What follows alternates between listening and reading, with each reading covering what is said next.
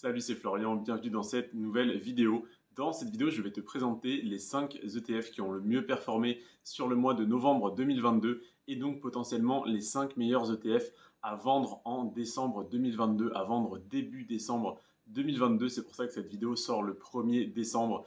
Cette analyse, c'est donc une analyse sur le mois passé. C'est donc pour te dire comment se sont comportés les 5 meilleurs ETF, les 5 ETF qui ont le mieux performé ce mois-ci sur le PEA, 5 ETF parmi les 10 sur lesquels j'investissais auparavant, sur lesquels je n'investis plus parce que j'ai changé de stratégie, mais qui restent toujours aussi intéressants pour les personnes dont c'est la stratégie. Je vais commencer par le cinquième, celui qui a connu donc la cinquième plus forte croissance ce mois-ci. C'est le Lyxor Stocks Europe 600 Healthcare qui a connu une croissance de 4% ce mois-ci et une croissance de 159% sur les 10 dernières années. Donc 4% ce mois-ci, c'est une assez forte croissance. Tu sais qu'on dit que la bourse fait en moyenne 7% par an sur le long terme. Là, en un mois, on a eu une croissance de 4%. Alors, ça n'est pas rare non plus d'avoir une croissance de 4% sur un mois. C'est des choses qui arrivent, sauf que le problème, c'est souvent que quand on a des croissances un petit peu trop rapides, on a derrière une correction. C'est donc là-dessus que se base toute ma stratégie et toute mon analyse, en tout cas sur ces vidéos que je te fais, top 5 ETF pour PEA à vendre ce mois-ci, top 5 ETF pour PEA à acheter ce mois-ci en décembre 2022, etc., etc. Tout simplement parce que, et pratiquement tous les mois, j'ai raison, non pas parce que je suis un devin, que j'ai une boule de cristal, je ne sais quoi, simplement parce que la règle la plus connue sur l'investissement, c'est le retour à la moyenne mobile, le retour à la normale. Quand il se passe un événement inhabituel, quand l'action de Tesla fait plus 42% en un mois, le mois suivant, en général, elle chute très fortement. Et quand elle fait moins 40%, le mois d'après, elle refait un gros plus 20%, grand minimum. Donc là, sur le Lyxor Stocks Europe 600 Healthcare, qui est donc un ETF sur le secteur de la santé en Europe, le secteur de la santé étant un secteur relativement défensif, c'est-à-dire avec une volatilité relativement faible et des performances un petit peu moins élevées qu'on obtiendrait sur, par exemple, le secteur de la technologie ou tout simplement sur d'autres secteurs aux États-Unis, qui est un marché plus performant, plus porteur que celui de l'Europe. Eh bien, on a une performance de 159% sur 10 ans qui est très intéressante, mais on peut très facilement avoir le double en investissant sur des actions, sur des ETF aux États-Unis. Donc, secteur défensif dit que même lorsqu'il y a une forte croissance, là en l'occurrence une croissance donc, de 4%, on a une croissance bien plus élevée sur d'autres ETF qu'on va voir tout de suite. Donc 4%, ça peut être une opportunité de vente et donc de prise de plus-value, mais ça peut, selon ta stratégie, ne pas être suffisant. Ensuite, on a le Lyxor Stocks Europe 600 Financial Services. C'est tout simplement le même type d'ETF de l'émetteur Lyxor sur le secteur de la finance en Europe. Donc, cette fois-ci sur le secteur de la finance et donc toujours en Europe. Le secteur de la finance, secteur beaucoup plus cyclique que le secteur de la santé, secteur beaucoup plus performant sur le long terme parce que contrairement au Lyxor Stocks Europe 600 Healthcare qui avait fait plus 159% sur 10 ans, là on est à plus 229% sur les 10 dernières années. Donc quasiment un tiers de plus de performance. Et au lieu d'avoir fait plus 4% ce mois-ci, le Lyxor Stocks Europe 600 Financial Services a fait plus 8% ce mois-ci, donc soit le double du Lyxor Stocks Europe 600 Healthcare. Donc là déjà, beaucoup plus grosse opportunité à la revente. Quand je dis à la revente, je ne te conseille évidemment pas de liquider toute ta position. Si jamais tu en détiens pour, admettons, 2000 euros, tu peux en revendre pour 300, 400, 500, voire 1000 euros si tu penses que la croissance est terminée. Mais évidemment, il ne faut pas perdre de vue que l'horizon d'investissement est vraiment long terme. Quand je te dis ETF à vendre, ça ne veut pas dire sortir de cette position, revendre tous tes ETF de cette position et ne plus investir du tout. Ça veut simplement dire à vendre pour prendre des profits. Donc, prendre des profits, ça peut être vendre 10%, 20%, 50% de ta ligne. Donc sur le Lyxor Stocks Europe 600 Financial Services, ça peut être intéressant étant donné qu'il a fait plus 8% ce mois-ci. En admettant que tu l'as acheté le mois dernier, tu fais plus 8% en un mois, donc ça peut être très intéressant. Par contre, si tu souhaites investir sur le long terme, évidemment, eh bien, si tu raisonnes comme ça tout le temps et que l'ETF ne rebaisse pas avant, je ne sais pas, dans 6 mois par exemple, eh bien, pendant 6 mois, tu n'auras plus du tout de cet ETF, donc tu seras au final perdant d'avoir vendu ce mois-ci. Donc ça peut être intéressant de prendre des bénéfices, de prendre des profits, mais pas de liquider toute ta ligne. Le troisième que j'ai à te présenter, pardon, c'est le Lyxor Stocks Europe 600 Insurance. Insurance, donc sur les secteurs de l'assurance en Europe, qui a fait plus 10% ce mois-ci. 10% de croissance en un mois, c'est une très grosse performance. Et là, je suis un petit peu moins modéré dans mes propos. Je pense que que vraiment ça devrait retomber très rapidement. Si ça n'est pas le mois prochain, ça sera dans les mois suivants. Et dans tous les cas que ça retombe ou pas, si jamais tu as cet ETF en portefeuille, ça peut dans tous les cas être intéressant d'en revendre une partie. Pourquoi? Tout simplement parce que faire 10% en un mois, alors investir sur le long terme c'est bien, avoir du 7% par an en moyenne, etc. c'est très bien, mais si tu peux prendre 10%, c'est-à-dire si tu peux prendre plus que ta performance moyenne sur l'année en un mois, ça serait dommage de s'en priver.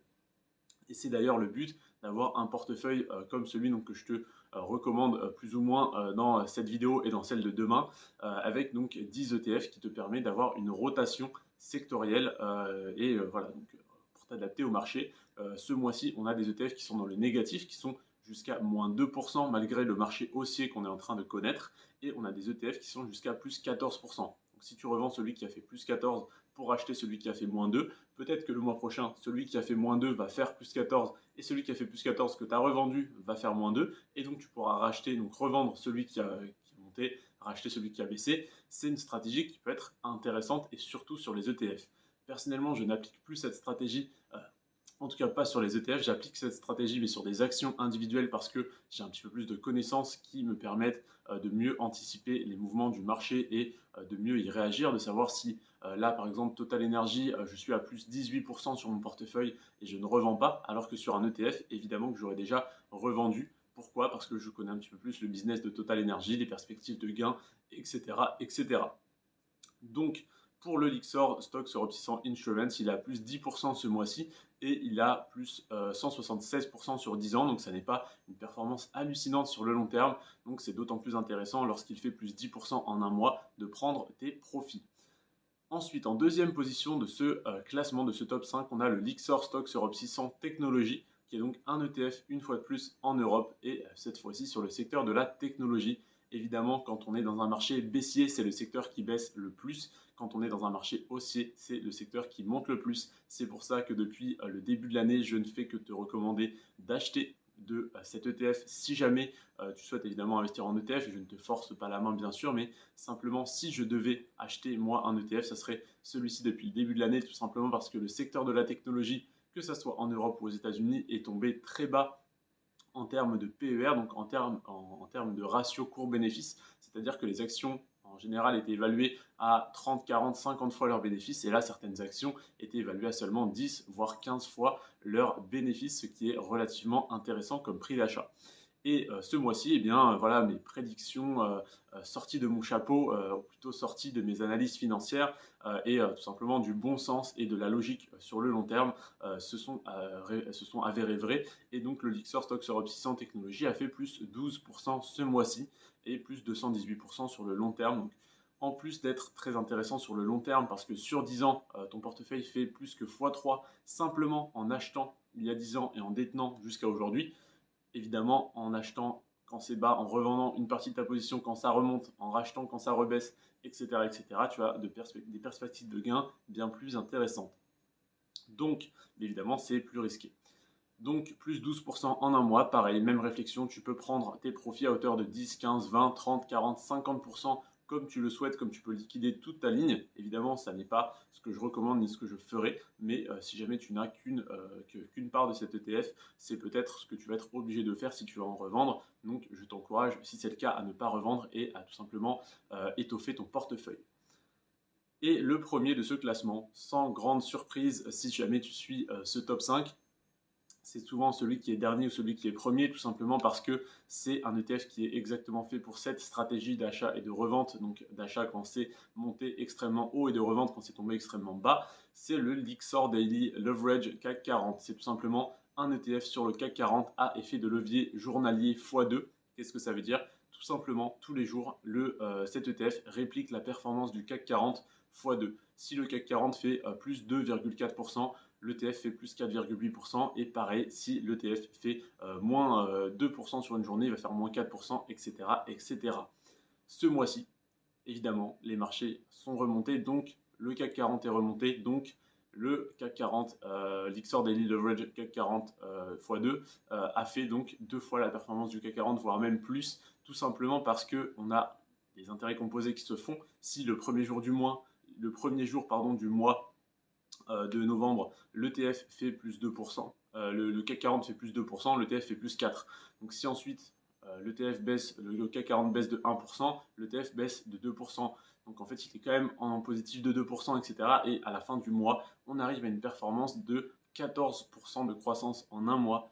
Quand je te disais tout à l'heure qu'en moyenne, on dit que la bourse fait 7% par an, et bien là, tu as fait l'équivalent de 2 ans de performance boursière moyenne sur un mois. Donc ça peut être extrêmement intéressant si jamais tu détiens des parts de cet ETF, comme je te le recommande depuis 6 mois, de revendre une partie de tes parts. Tout simplement parce que 14% en un mois, même si jamais tu ne rachetais que dans un an des parts de cet ETF parce qu'il mettait un an à retomber plus bas qu'il est aujourd'hui, admettons que pendant un an il ne fasse que de monter, ce qui est très peu probable, mais admettons, tu serais quand même, je pense, gagnant sur le long terme. En tout cas, tu serais gagnant d'avoir pris tes profits si jamais aujourd'hui tu es en positif sur cette ligne. Et évidemment, le CAC 40, l'Ixor Daily Leverage x2 est intéressant également simplement sur le long terme. Si juste tu achètes, tu détiens et tu ne revends que dans 10 ans, dans 20 ans, dans 30 ans, parce que sur les 10 dernières années, c'est tout simplement un des plus performants, juste derrière le Nasdaq 100, un des ETF les plus performants de mon portefeuille, en tout cas qui faisait partie de mon portefeuille quand je le détenais. Parce que sur les 10 dernières années, il a fait une performance de 327%. Donc autrement dit, par exemple, pour 100 euros investis il y a 10 ans, tu aurais aujourd'hui 427 euros, soit tes 100 euros investis plus les 327% de croissance.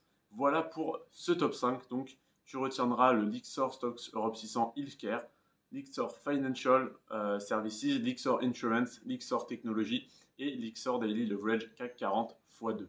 Voilà donc pour cette vidéo. Je rappelle évidemment que ça n'est pas une recommandation d'achat ou de vente. Alors surtout pas d'achat parce que ça serait le pire moment pour acheter par exemple le Lyxor Daily Leverage CAC 40 qui est 14% plus cher que le mois dernier. Donc vous pouvez l'acheter 14% moins cher que le mois dernier. C'est dommage dans une période de Black Friday d'acheter quelque chose plus cher qu'il n'était le mois d'avant. Ça n'est pas non plus une recommandation de vente dans le sens où je ne t'incite pas ni à vendre ni à acheter. Simplement, je te dis personnellement, ma stratégie consiste à vendre quand ça monte, acheter quand ça baisse. Là, ces 5 ETF sont montés, donc personnellement, si je les détenais, j'en vendrais une partie. Je te dis même, j'en vendrais 10%, 15%, 20%, 50%. Donc malgré que je ne te conseille pas ni d'acheter ni de vendre, je reste en plus de ça modéré dans mes propos. Et évidemment, je ne veux pas de... j'ai jamais eu ça, mais de commentaires qui me disent « Ouais, j'ai vendu, il a encore fait plus 3%, c'est de ta faute. » Non, vous êtes responsable de vos décisions financières. Et aujourd'hui, je vous présente les ETF qui ont le plus monté. Donc vous pouvez potentiellement revendre. Je vous dis depuis des mois que ma stratégie c'est d'acheter quand ça baisse et de revendre quand ça monte. Ces ETF là, ça fait des mois que je recommande de les acheter à chaque fois qu'ils baissent et que je recommande aujourd'hui de les vendre. En tout cas que ça serait ce que je ferais si j'en avais en portefeuille et c'est ce que je fais avec mes actions de croissance et actions à dividendes sur mon PEA, sauf cas exceptionnels comme Total Energy par exemple ou AXA. J'en parlerai plus tard dans les vidéos sur les actions à dividendes pour PEA. Et donc demain, je te présenterai la vidéo top 5 ETF pour PEA à acheter en décembre 2022. Évidemment, ça n'est pas non plus une recommandation d'achat, c'est simplement mon avis et ce que je ferais personnellement si c'était toujours ma stratégie d'investir sur des ETF. Et donc demain, je te présenterai des ETF qui ont fait entre moins 2 et plus 4% et donc qui représentent potentiellement des opportunités d'achat parce qu'ils ont eu une croissance ou une décroissance du coup plus faible que les 5 ETF que je t'ai présentés aujourd'hui. Et donc en faisant ce rééquilibrage tous les mois sur ton portefeuille, comme je l'ai fait pendant quelques mois, tu ne peux que être gagnant sur le long terme. Je te remercie en tout cas d'avoir regardé cette vidéo jusqu'à la fin. On se retrouve demain pour la vidéo, donc comme je t'ai dit, top 5 ETF pour PEA à acheter en décembre 2022. C'était Florian, sur ce, prends soin de toi et de tes finances. Ciao.